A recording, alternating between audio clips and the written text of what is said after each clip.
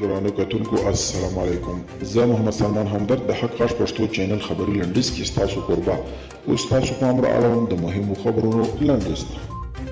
د خبريالانو ملاتړ ټولنو غوړ کې د یو خبريال بسم الله عادل پر وژل کېدو د غبرګون په ترڅ کې له خبريالانو غوښتي چې د 3 ورځو لپاره د افغان حکومت له خوا خپاره شوي خبرونه نه خپروي.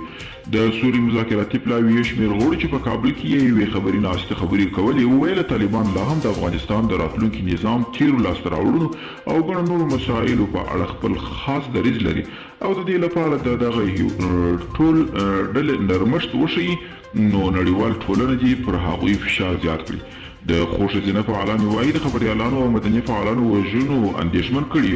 په خوست کې ښځینه مدني فعالان وایي د خبریالانو او مدني فعالانو وروستي وژنو اندېښمن کړي او د سولې په دوهم پړاو مذاکراتو کې د خپل ژوند د خوندیتوب او د دایمي اوربند غوښتنه کوي.